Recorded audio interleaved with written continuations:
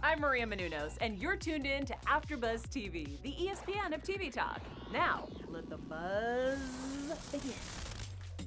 Welcome back, guys. Thanks so much for joining us. This is the Tiger King After Show here on AfterBuzz TV. I'm your host, Jesse Zahner, with my two co-hosts. We're all quarantined in our homes in LA, and we're really excited to talk Season 1, Episode 6, The Noble Thing to Do. Here with me today is my boy, Al Gregg. Say what's up, Al. Hey everybody, it's your boy Al here with my homegirl Jess, my sister from another mother.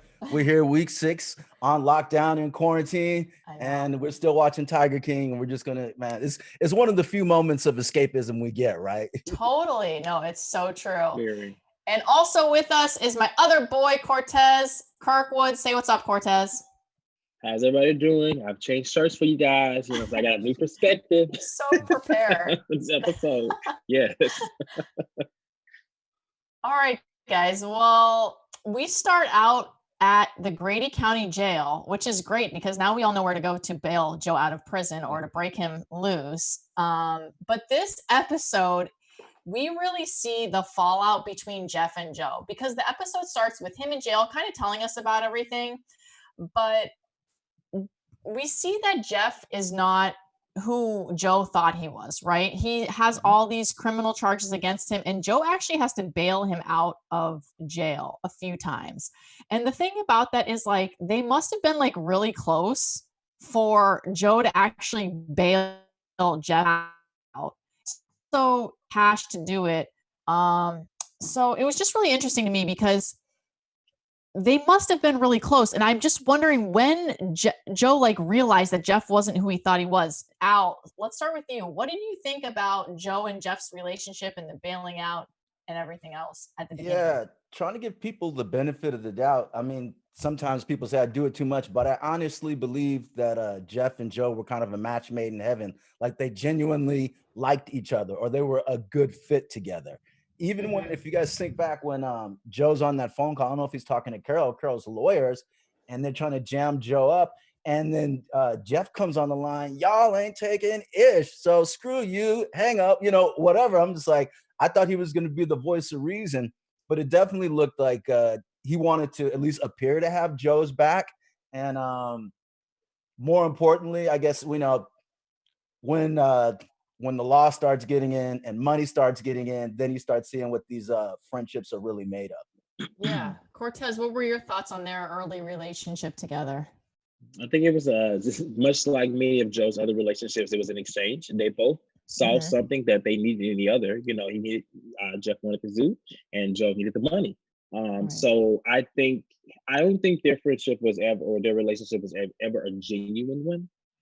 They were just strictly business partners with a little bit more leniency and being, I guess, sort of like brothers, but not really brothers. And that's what I think.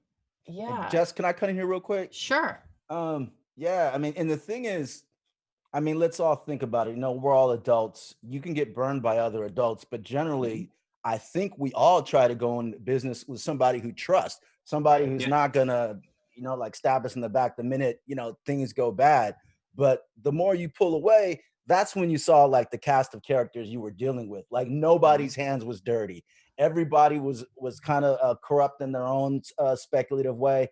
And I actually kind of understand Jeff a little bit more. I'm not that I give him a pass for flipping on Joe, but when he looked at the books, to me, I would have been pissed too. Right. We have people coming in the live chat. Jill Z, who joined us last episode. Thanks, Jill. She says he's a con artist and it was a setup from the start, talking about Jeff. Jason says Jeff's a snake. So I think he's getting a pretty negative light. And I think last week I was saying about how him and Doc Antle aren't happy with how this portrayed them. But it is kind of hard to see because we start to see the fallout of them. And the weird thing is, Jeff gets he basically has to surrender all of his animals and he has to stay out of trouble for a whole year, or he's going to have to serve like 180 days in jail. And so he goes back to the zoo and he's for some reason like recording everything, and it looks like it's like on a phone or something. Like, I don't know what he's recording on. It almost seems somewhat staged, but he goes in to Joe and starts yelling at him about all the records because he finds out Joe's been using all this money from the zoo on his campaigns. And it's like he spent $60,000 on campaign like swag that he gave away. People, yeah. What percent of that, the 60,000 was spent on the condoms with his face on it? I mean, Cortez, what are your thoughts about the whole Jeff coming in and yelling at Joe on camera? So that's a good point. I didn't think about, the setup part, like who put the camera there and things like that. Because you see it, the way he did that is like me trying to take a nice little selfie from the ground with my Dasani water bottle behind it, so obviously someone propped it up. But well, Lauren was there.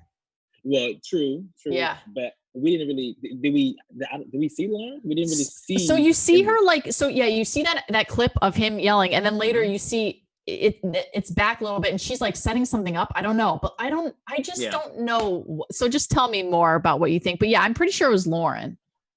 Well, I mean, he came in very upset and throwing things around. And I mean, like in this case, I would say that Jeff obviously had the right. Now, regardless of whatever happened with him taking the zoo and then getting him out of jail and things like that, it doesn't matter, for Joe to, sign all those things, to use all that money for that. That was just like a waste. They're supposed to be, regardless of what it all, they're still business partners, they're still partners. So that's just like a violation. So Jeff had the right to be upset. The camera, I don't know if that was like his own clout raiser to show that he was like big and bad, but it definitely showed that because Joe was spooked. He was. Yeah, Al, what were your thoughts of it? Oh, I was just gonna say too, yeah, and we had noticed that same camera angle was what we saw that when Travis had killed himself, right? It wasn't that same like long wide angle. That's a good point. Maybe it was like some type of security. I feel like Travis's was up a little bit higher. Yeah, his was Travis's. And Jeff's was like lower for some reason. It was like it was sitting in a chair. Or it was looking very like, let me get. But I didn't think about that if it was security cameras. But so yeah, I mean, there are all kind of cameras there. Whether it's, and I would too. You're right. Working in that kind of atmosphere, whether it's security camera or somebody recording every conversation I say. But don't forget too, this last episode, I don't know if we hit this or in the previous one, but that's when they discovered the bug. Like the antenna on the roof. Like that's right. Yep. The feds officially, had ears on them. Yeah. So Joe gets kicked out, and he goes ahead and burns all of the records. And at this point, it's like, is he the arson king instead of the Tiger King? Because honestly, like this could be the second arson that he took place at the zoo that he created. Because I still think that he created the other one. Al, what are your thoughts? I agree 100%. I'm trying to point to you, Jess. I agree 100%. You're pointing. Yeah, Joe's an expert. We know he's an expert at blowing stuff up and burning stuff down. Yeah. So, know. Cortez, your thoughts on him burning all the records? I mean, why not? Why not get rid of everything that shows proof that he did this? It's just like, what else would he do? He's been shooting at everything, killing fake bunnies and stuff like that. Why not blow everything up and, get out of there? It's just like the perfect thing a person would do. I mean, but with that, I was curious to know, like, if Jeff knew that he burned those things, I don't know, like, how does that truly free him from whatever crime he could possibly be committed? I don't know if that makes sense. Yeah. It's kind of like watching someone do it. I'm like, okay, I have proof, and I'm gonna burn up watching you do it. I mean, is it because is it gone now? Does that make it no longer valid, or I don't know? It's a really good question. I just noticed from an editing angle, they showed Joe burning everything once he was accused of, diverting all those funds, for his campaign paraphernalia. So, I mean, maybe if he wanted to get rid of those records along with a number of other things. So, yeah, Joe's fight for self-preservation. But you guys, peep like the rats fleeing the ship. If you end up leaving your business partner at night and you have a car lot and you're loading like half the cars into a truck in the middle of the night, it tells you something's wrong. Yeah. I mean, tigers and everything. Like, it was like a whole, like you said, at night. He was pulling a move like, okay, I want to move at night so no one would see. It was like I don't know, it was like it was done on the side, but it was very clear what was going on. Right. Yeah. That was half their inventory, basically half the income, I'm sure. Yeah. Yeah. It's crazy. So Joe sets up shop where Jeff can't find him, right? He leaves with Dylan, and they basically fake that they're down in Belize. And they take all these pictures and post them on Instagram. And you can actually go to Joe Exotic's Instagram right now and scroll back through his feed, and you can see him and Dylan pretending they're in Belize. Al actually was telling me a little bit about that. Tell us what you were telling us before the show. I'm sorry. I'm not like a what do you call it? I'm not a stickler for like grammar or a grammar Nazi, but when they were showing his posts, Joe was putting down was vacation, hashtag gaming, hashtag Belize, and then hashtag Mexico. And I was like, well, which is it? Are you in Mexico or are you in Belize? Because they're two separate countries. So Yeah. that just kind of irked me. I just thought the whole thing was hilarious. It was a huge clout chase. Joe's was clout chasing, trying to throw everybody off the scent. For sure. What were your thoughts? Did you believe that he was down in Belize, Cortez? No, I mean, who believes of all places? Like he never. We watched this whole documentary. Did he ever seem like anyone that wanted to get out of the country? Like, yeah, totally. I totally like he never agree. gave me like travel noir at all. Like if this was Carole's story, then sure, because her husband is allegedly over that way in Costa Rica. So sure, but Joe, it seemed like the happiest thing for him was going to Walmart. He didn't care about Mexico. Yeah. Where do you guys think that he was? I believe James called it, that he was down in Florida. He's like, that's what I think. Like Florida. Doesn't it? Yeah. Like, that water don't look like no Belizean water to me, no Caribbean water. Yeah. I guess so. And and compared like where they were, it makes sense for him to be in Florida. And everything in the documentary was, a lot of it was Florida heavy. He probably went closer to Carole. He probably was next to Carole. Yeah, exactly. And then we start to see the murder for hire plot, right? Where this is just like the craziest thing, right? Because Joe and Alan don't get along, but they think that this is going to be a great idea. Like, how can Joe think it's going to be a good idea to send his enemy down to kill his other enemy? Like, that's not going to work, but desperate. Yeah, like everybody wanted him dead. And James, he, spills the whole beans on the plot. And that's kind of where the title came from, because he's like becomes an informant, and he's like, oh, it was the noble thing to do. It's like, oh my God, these guys totally set him up. But it's crazy because like it's actually kind of scary, because Jeff like is stalking Carole somehow and finds out like the bike trail that she can go on. And then they have this idea that they're going to send Alan down there and give him like a crossbow, and he's going to go out there with like a bow and arrow and like kill Carole while she's riding her bike. Yeah, I mean, as foul as Joe is without his loud talking, Jeff could have been charged as an accomplice too. I mean, and we'll get to later on, because they cut to the trial. There's some revealing things they tell about us. But ladies and gentlemen, this I was talking about earlier. When you go into business, somebody, watch who you go into business with, because the minute things start going bad, then people start turning on each other. It's not like, oh, I'm just gonna walk away and everybody have a good life. Everybody's basically snitching to the feds, and that's because everybody's hands were dirty. We talked about Jeff got busted in Vegas, and the police had something on him, and then James had got busted, and we'll get to him later, because he had been busted like smuggling some animals. So at the time, I was actually considering like, well, man, if you get busted with the animal, doing something illegally, take the charge. But guess what? If you have a rap sheet like 2 or 3, felons on your record, then you're going to try to get off. You have a reason to get off. You're not just an average law-obeying person who just happens to get one bad charge on you. Right. Yeah. Cortez, what are your thoughts?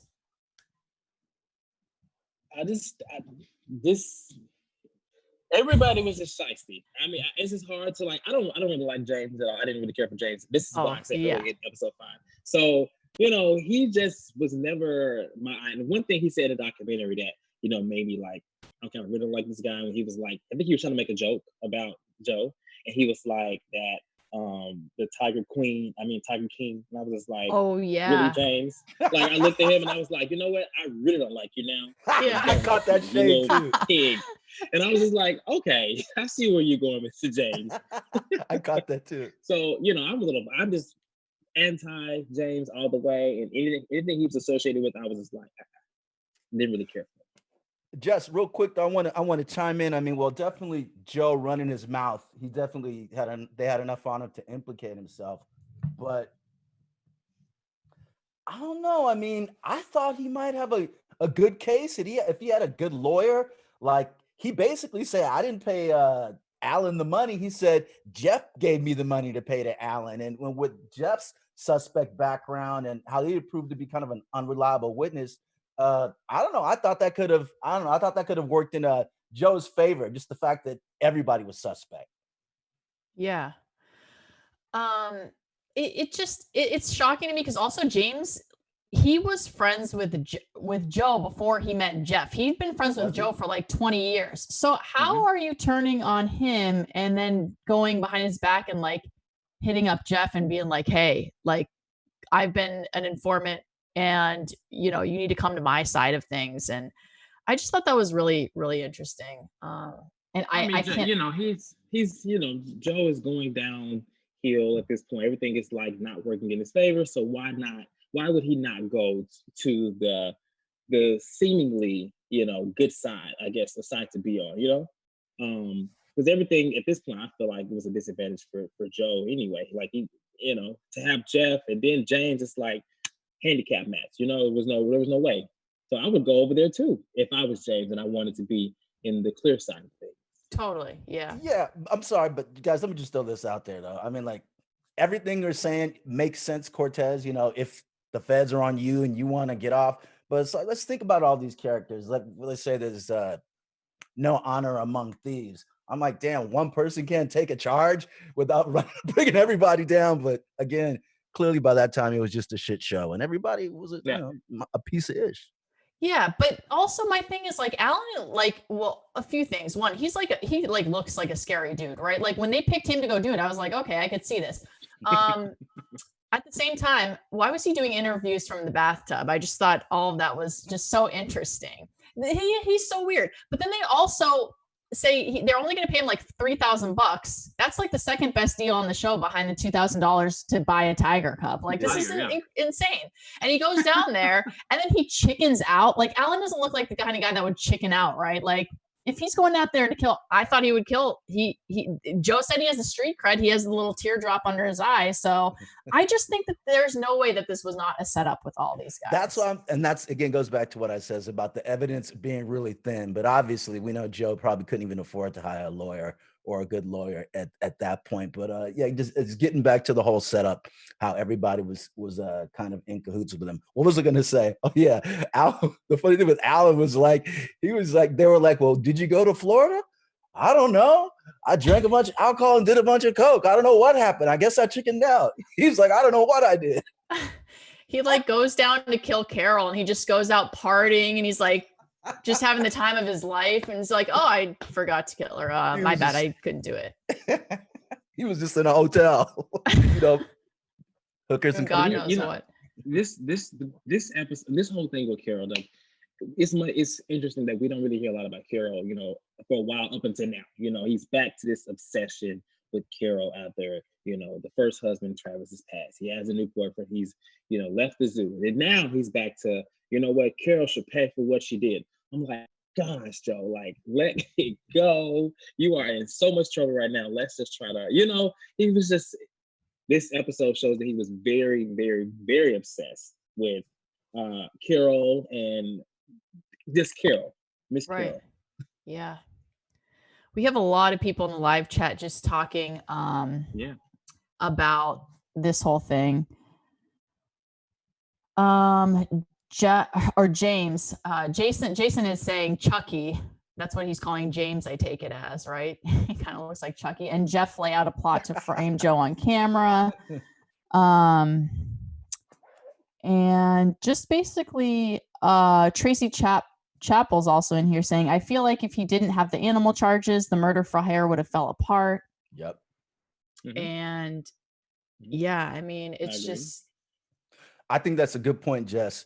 The case was flimsy, but on top of that, if your case is flimsy about did this guy hire a hitman, but if you can go back and establish that he has a track record of shooting off guns and killing animals, and you're digging up tiger bones, well, then, you know, it paints a different picture. Yeah. Right.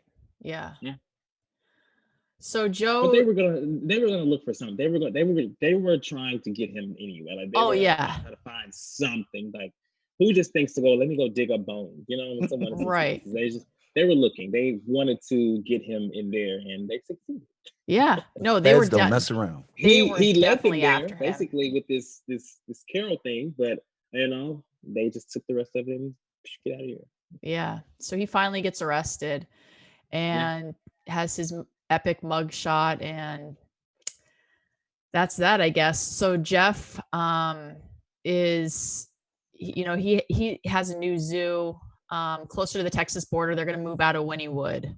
And actually, if you go on to Instagram, you can look up their zoo. I believe it's Oklahoma Zoo on Instagram. And they're planning to open in the summer of this year.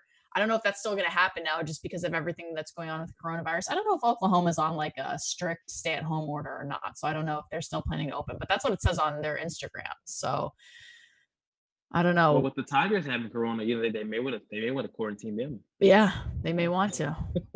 Yeah. So what do you guys think about Jeff, you know, finally taking over and moving out of Wynnewood and everything with the new zoo? Yeah, I mean, you know, like I'm pretty much on the same page, everybody, that Jeff was a sleazeball.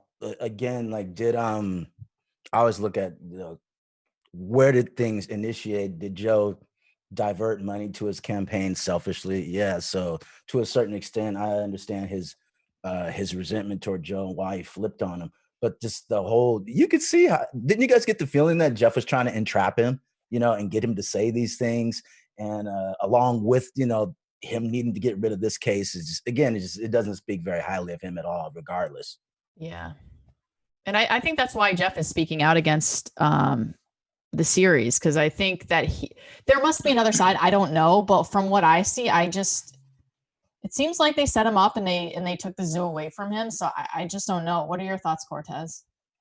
Yeah, I mean, he's gonna like it speaks to what Jeff is saying now. Jeff is trying to, you know, change the narrative, but I mean, the narrative is what it is. You know, I still think he's a con artist, and some of his plans went successful, and some of them were not. In this case, he was able to get Joe out of the picture, but I mean, now look, he has this rep to where he's looking like, you know, this still con artist. So I don't think there's really much he can say. What are they going to release in the documentary? A Tiger King, a tiger, I don't know. Yeah. Tiger owner, I don't know. Yeah. And side note to that too, remember Jeff started beefing with his partner Tim too. Like apparently Tim's doing all this work. Oh yeah, and you're right. Tim Stark. And he fell out with Jeff, his new partnership, and they showed Tim later on talking to Joe. Yeah. Because Jeff wasn't paying him or wasn't holding up his end of the bargain. Yeah. And just shout out to Bree, our producer. She says Oklahoma does not have a statewide stay-at-home order, but some large cities within the state do.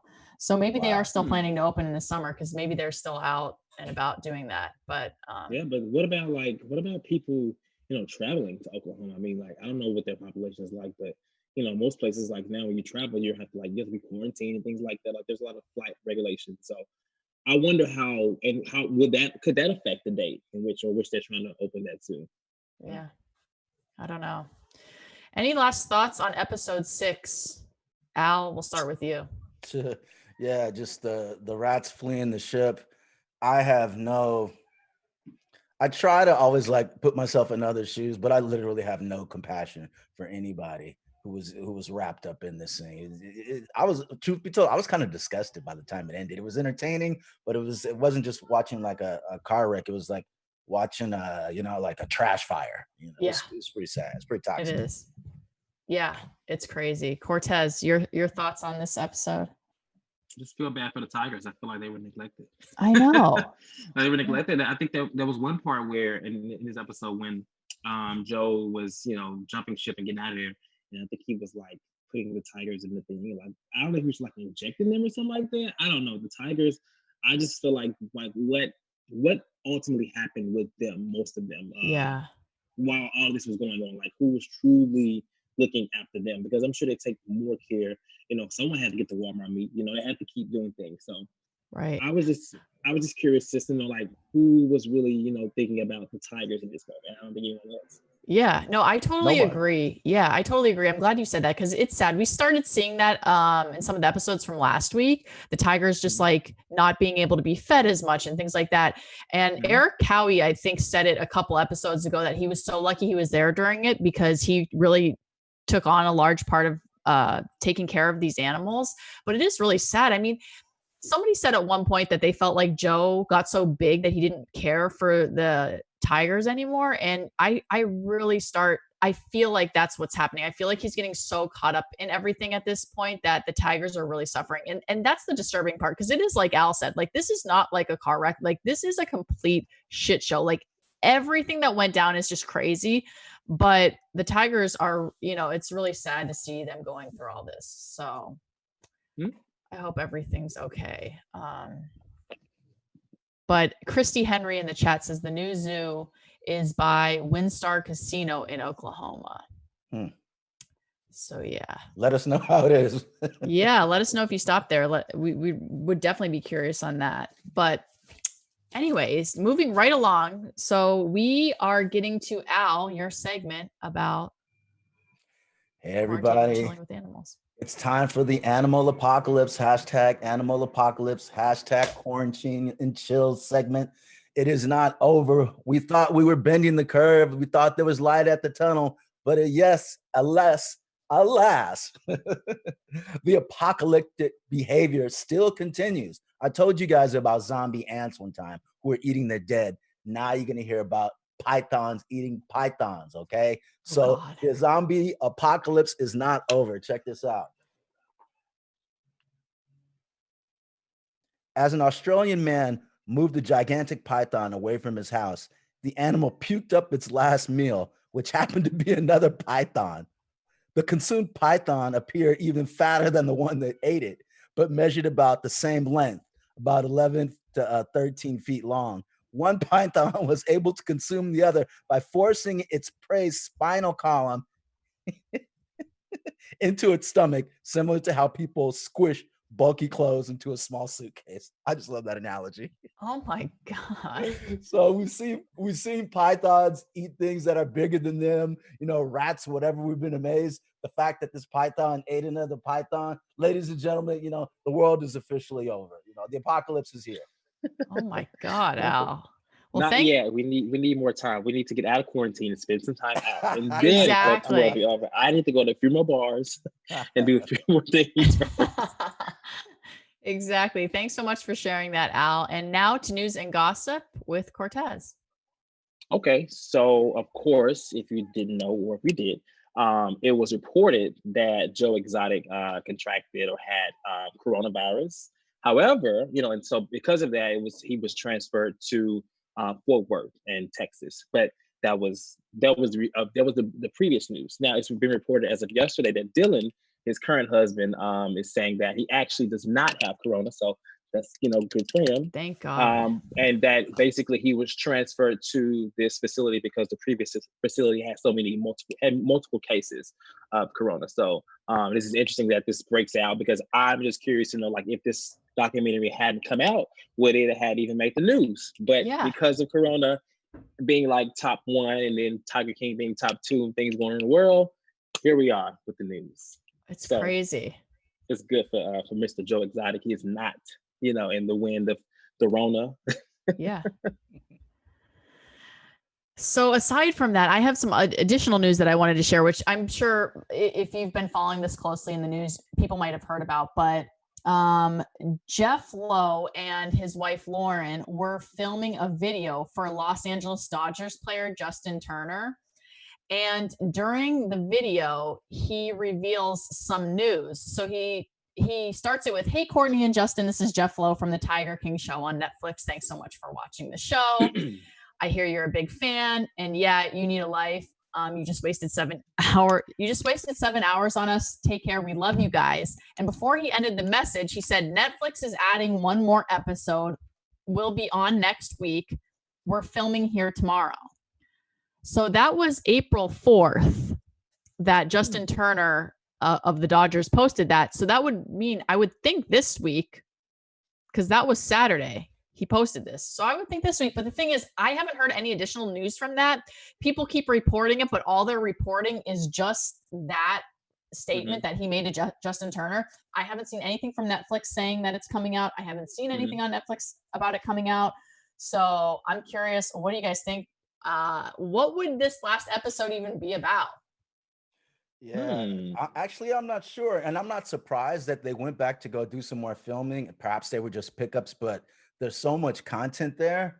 Oh But my God. I don't know, like it wouldn't be, in my opinion, a good episode 7. It would be more kind of like, where are they now? So you could see, like, I'm guessing like what's going on with Joe's case and Jeff and his, and his marriage. So, I mean, that stuff might be interesting to hear, but at the same time, obviously that's up to Netflix. It's not up to, a baseball player and, one of the guys in the show. Yeah.